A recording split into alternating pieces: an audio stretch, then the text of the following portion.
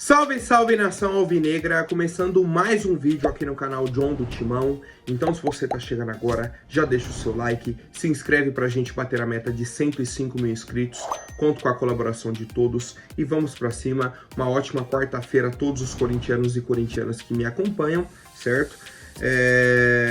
Hoje, após mais um empate do Corinthians dentro do Campeonato Brasileiro, um empate até traumatizante, tá? Até traumatizante, depois do time abrir 2-0, aquela expulsão bizarra, o pênalti, o gol contra, é cada coisa com o Corinthians, cara. A gente vai falar da partida, temos diversas outras novidades e muito mais, tá? Agradeço a presença de todos ontem na live, uma live bem bacana, a gente conseguiu falar bastante aí do Coringão e seguimos com as nossas notícias. Certo, família? Peço que me sigam nas redes sociais, Instagram, TikTok, Kawaii, Twitter, todos os links aqui embaixo. Vamos pra cima. E editor, pode rodar a vinheta. Ó, salve o Corinthians! Bom, família, se você assistiu ontem o jogo inteiro entre Corinthians e Atlético Goianiense, primeiro, eu já entendo a tristeza que você tá sentindo, porque eu também estou sentindo. Primeiro ponto. Cara, é pra ficar indignado, é até difícil descrever o sentimento do torcedor. A gente entra em campo, time titular, o Atlético cria duas boas oportunidades, o Corinthians na primeira grande chance faz o gol com o Yuri Alberto, lançamento do Kaká, puxou com a perna esquerda, fez o gol, 1-0 Corinthians. Parecia que seria um roteiro diferente. Parecia. A gente criou essa expectativa. Até a grande atitude do zagueiro Gustavo Henrique, que resolveu segurar o jogador do Atlético. Quando ele ia bater o lateral, né? Antes dele bater o lateral, né? Ele foi correr para bater o lateral, Gustavo Henrique segura o cara. Você acha que o juiz vai fazer o quê? Vai dar um amarelo. Aí você já tem amarelo, você é expulso e prejudica o time. Com 35 minutos aí do primeiro tempo. E aí vamos lá. O Félix Torres está convocado para a seleção do Equador. O reserva imediato é o Gustavo Henrique. Expulso. Não joga domingo contra o São Paulo. Um clássico. Quem que sobra de opção? O Caetano, que no Paulistão foi expulso também no primeiro tempo contra o São Paulo. Lembra? Que ele deu uma cotovelada lá, foi expulso. Ou o Raul Gustavo, que foi expulso contra o Argentino Júnior porque agrediu o Bandeirinha. Olha os três reservas do Corinthians. Um expulso no primeiro tempo no clássico contra o São Paulo, num lance fora da área, nada a ver com nada. Outro expulso porque segurou o jogador para o cara não bater o lateral. E o outro porque agrediu o Bandeirinha. Olha o nível. E mesmo assim, o Corinthians com tudo isso, seguiu jogando com um a menos, tranquilo, padrão. No segundo tempo, a primeira oportunidade que teve, fez o 2-0. O Atlético criando. Corinthians só defendendo. Quando o Corinthians saiu para o contra-ataque, fez o 2-0. Mais um gol do Yuri. Jogada do Wesley, lançou o Garro, né? O Garro devolveu para o meio da área e o Yuri fez. 2-0 Corinthians. Pô, era o melhor cenário possível. No 2-0 sai aquele peso. Você fala, pô, beleza. Até que enfim. Tava um jogo difícil, o Atlético martelando. Fizemos o 2-0. Agora é a tranquilidade. É só controlar a partida e ganhar os 3 pontos que a gente tanto precisava. Que a gente tanto precisa. Não é nem precisava, precisa. Aí entra em cena os demais jogadores. Coisa de 2 minutos pra frente. Vem um cruzamento. O Kaká vai cortar a bola. Joga contra o próprio gol. 2-1. O Atlético, que naquele momento estava morto no jogo, toma o segundo gol e... Nossa. Já era. Não, aí volta pro jogo. Opa, fizemos um gol. Tamo no jogo, vamos pra cima. É só mais um golzinho aqui. Só mais um golzinho. E aconteceu. Sabe quando? Aos 46, 47. Num lance que é um cruzamento para a área do Corinthians, o Hugo corta para trás. Aí a bola vai para sair para o escanteio, ele chega para tentar evitar o escanteio. E em vez dele chegar e cortar a bola, ele chega para dominar a bola para sair jogando. Com um monte de jogador do Atlético dentro da nossa área. Aí ele dá um tapinha, perde o controle da bola, né? A bola escapa dele. Fica na dividida entre ele e o jogador do Atlético dá um tapinha e cai. Pênalti. Pênalti. Não existe discussão quanto ao pênalti, não existe discussão quanto à expulsão do Gustavo Henrique. São erros dos nossos jogadores. O time ontem jogou mal, o time jogou mal, porque mesmo quando estava 11 contra 11, o time do Corinthians estava espaçado, o time do Corinthians não estava criando, teve a oportunidade com o Yuri e fez. No segundo tempo, a mesma coisa. Com 1 a menos já, tomando sufoco, teve outra oportunidade e fez. O Corinthians foi oportunista. O Yuri ontem foi o camisa 9 que a gente pede. Teve a oportunidade, fez. Acabou. Mas, erros individuais, certo? Uma expulsão ridícula, um gol contra bizarro e um pênalti infantil. Esse foi o combo do empate do Atlético Goianiense ontem. Fora as diversas chances que eles tiveram, né? Chutes pra fora, o Wagner Love perdeu um gol bizarro embaixo da trave. O Carlos Miguel fez um monte de defesa, de finalizações de dentro da área, de dentro da pequena área. E a gente não consegue ver uma evolução no Corinthians. Qual que seria a evolução, por exemplo, ontem? Pô, o time não correspondeu 100%, mas na hora H venceu o jogo. Sustentou, venceu o jogo e resolveu. Não, nem isso a gente conseguiu fazer. Nem isso, cara. Num jogo contra o Atlético Goianiense. E aí, já falei sobre a questão de zagueiro para domingo. Vai ser Caetano ou Raul Gustavo, acredito que seja o Caetano. E temos um problema. Rodrigo Garro tomou o terceiro amarelo, também não joga. Aí vai puxar o Coronado para jogar como meia. Ok? Mas aí quem joga na do Coronado? Mosquito? Giovani? Muita gente ontem na live questionou. Ah, mas o Giovani isso. Ah, mas ele fez aquilo. Eu falei no vídeo de ontem pra gente. Falei aqui no vídeo. Falei, não adianta a gente achar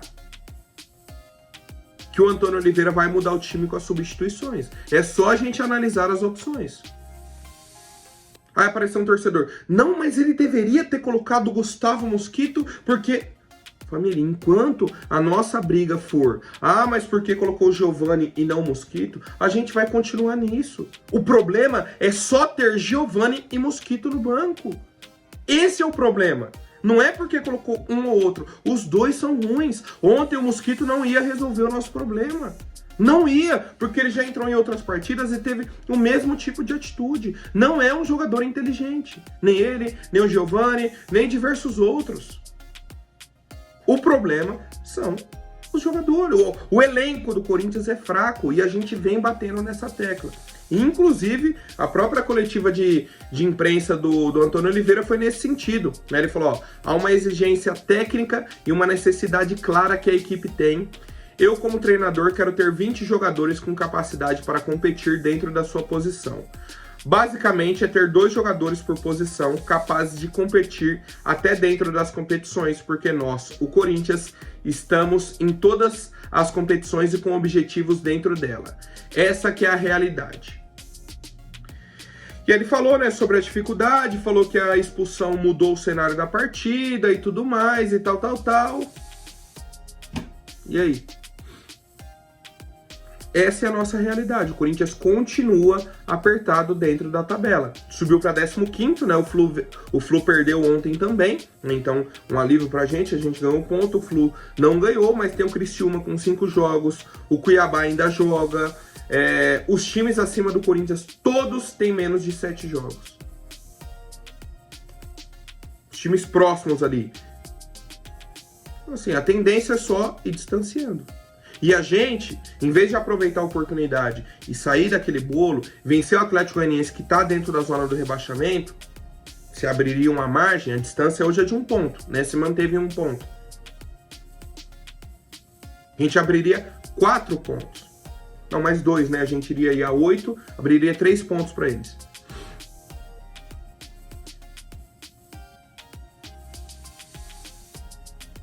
Errei a conta aqui. Eles perderiam 1 ponto, né? Ficariam com 4, a gente iria a 8, abriria 4 pontos de diferença. Ultrapassaria o Vasco, o Grêmio, que também jogam na rodada, tudo bem, mas a gente já ultrapassaria. Já abriria uma distância para os clubes de baixo. O Corinthians não conseguiu. E não consegue dar essa resposta, tá? Bom, quero saber a opinião de vocês sobre a partida de ontem, o que acharam, né? O John falou até pouco, mas a gente falou bastante ontem na live, né? Sobre jogadores em específico, substituições, Antônio Oliveira e tudo mais, tá? Bom, seguindo com as novidades, vou tentar ser o mais breve possível aqui. Corinthians pagou os salários atrasados dos funcionários do clube, né? Aquilo que o Augusto tinha falado na coletiva de imprensa. Era para ser pago no dia 7 de junho, né, na semana passada. Eles falaram que aí até o meio dessa semana pagaria e ontem já foi pago, tá? Ontem também tivemos uma nota oficial do Corinthians divulgando que segue normalmente o patrocínio da Eze Seguros, né? Tivemos uma pequena polêmica aí na coletiva de imprensa do Augusto. Inclusive, eles falaram que o Augusto tem hoje uma visita marcada à sede da empresa, né? Para novas oportunidades e fortalecimento das marcas, tá? Então, em relação aí a Eze Seguros, segue tudo normal. Bom, família, ontem tivemos também a divulgação do pessoal da ESPN sobre o depoimento do vice-presidente do Corinthians, senhor Armando Mendonça, sobre o caso da Vaidbet. No depoimento, o Armando Mendonça disse o seguinte: o Corinthians acelerou para fazer o pagamento para a intermediária. A intermediária está repassando esse valor para uma empresa e essa empresa é fantasma. Isso que o Armando Mendonça disse foi no dia 8 de maio. 12 dias antes da matéria do Juca Kfouri lá no UOL. Então, antes de sair na imprensa, de ser divulgado, de ter isso, o Armando disse que já havia avisado o Augusto Melo. Augusto, tem problema nessa empresa intermediária aí. O Corinthians já pagou aí 2 parcelas de 700 mil e eles estão repassando para uma empresa fantasma. E aí, qual que é o ponto para mim principal disso tudo? O Armando Mendonça não veio na imprensa e falou, quero dar entrevista para alguém aqui, eu quero falar. Não. Isso que ele disse, que ele avisou o Augusto no dia 8 de maio, está no depoimento dele para a polícia. O Armando Mendonça não falou com nenhum veículo da imprensa. Então não é que, não, ele tá querendo tumultuar o ambiente. Ele tá jogando contra. Não. Ele foi lá, deu o depoimento dele e acabou. A ESPN divulgou porque teve acesso ao depoimento dele. Ele falou só para a polícia, que avisou o Augusto que tinha um problema com essa empresa, antes da matéria do UOL. E aí a pergunta que eu faço é, por qual motivo o Augusto ignorou isso? Por que o Marcelo Mariano teve tanta pressa para pagar a empresa intermediária?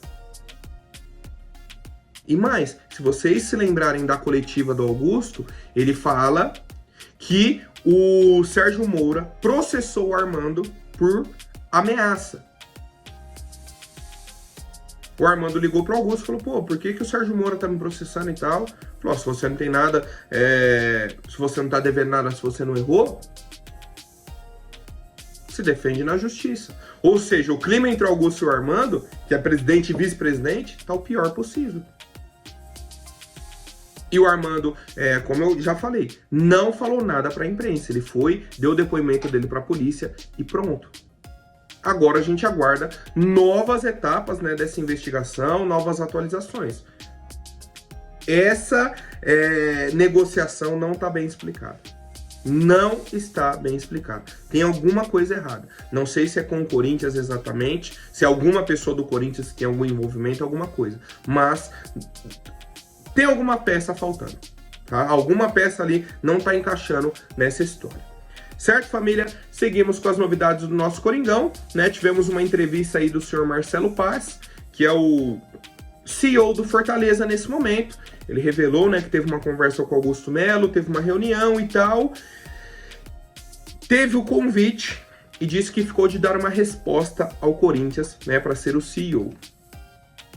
A minha percepção é a seguinte: o Marcelo Paz disse que tem que conversar com ele para ver se tem viabilidade, é difícil eu deixar o Fortaleza agora no meio da temporada. Pelo que eu tô entendendo é o seguinte: ele vai querer finalizar a temporada pelo Fortaleza e aí vir pro Corinthians. Que ele quer vir, cara, isso é certeza absoluta. Mas tem a questão dessa viabilidade, né, que ele falou. É um negócio que tem que adaptar para a diretoria do Corinthians e tal. E outro ponto, ele vai ter autonomia de trabalho? Ele vai poder chegar e falar, você faz isso, você faz aquilo, vamos mudar isso? Vai ter essa autonomia? É o principal ponto. Porque se ele chegar aqui, aí com um mês ele fala, meu Deus do céu, tá uma bagunça essa diretoria, que a gente sabe que está. Por mais que a gente torça para o melhor do Corinthians, a gente sabe que a gestão do Augusto, nesse momento, está muito bagunçada. A parte interna, um atacando o outro, está bagunçada. Certo? O Marcelo poderia arrumar isso? Uma possibilidade, uma situação que a gente vai acompanhando, tá? Então, para o torcedor aí que perguntou sobre o Marcelo Paz, ele realmente recebeu a proposta do Corinthians já há alguns dias, né? Algumas semanas, inclusive, ficou de dar uma resposta e a sensação que eu tive ele está muito interessado, mas também não quer largar o projeto do Fortaleza no meio do ano, né? Tipo, se vira aí Fortaleza, eu tô indo pro Corinthians, tá? Ele quer finalizar pelo menos o ano lá e aí poderia vir para 2025 e eu quero a opinião do torcedor. Bom, família, tivemos a informação aí da TNT Sports, tá? De que o Corinthians, através de um intermediário, entrou em contato com o River Plate, tá? Para ter informações do goleiro Franco Armani. Pô, o Armani é um goleiro até histórico aí do River, né? Multicampeão, tem passagens também pela seleção argentina, tá? Inclusive foi campeão do mundo, né? Eu tava confirmando que foi campeão da Copa América, campeão do mundo, campeão de Libertadores aí com o River, Recopa Sul-Americana, muitos títulos, né? Campeão também da Libertadores pelo Atlético Nacional. Cara, é um goleiro assim com uma carreira muito bacana na América do Sul, tá? Qual que é a questão? De que o Corinthians já teria oferecido, essa é a informação da TNT Sports. O Corinthians ofereceu aí um contrato de 11 milhões de reais para que ele deixasse o futebol argentino. 11 milhões no ano. Então ele ganharia ali perto de 900 mil reais de salário, quase 1 milhão. Só que, cara, eu não tenho essa informação, tá? Eu não tenho essa informação de que o Corinthians já consultou o Armani, já fez uma proposta nesse valor, não tem. Não tem essa informação, certo? E foi até que eu comentei ontem. Cara, agora vai começar a pipocar 30 mil nomes de goleiros, né? Empresários interessados em voltar o nome do atleta para o mercado. O Corinthians está interessado, o jogador foi oferecido. E nomes que o Corinthians realmente está interessado. O do Armani, na minha opinião, não tem negócio com o Corinthians, tá? Eu acho que o Corinthians não está buscando o Franco Armani, mas eu quero saber a opinião do torcedor, se tem alguma outra indicação aí de goleiro, porque, cara, tanto o nome que já surgiu, né? Ontem a gente falou uns 5, 6, 7 nomes aí e a gente aguarda mais novidades. Por hoje é isso, família. Amanhã eu volto com mais atualizações sobre o nosso Coringão. Até mais, um forte abraço e vai Corinthians!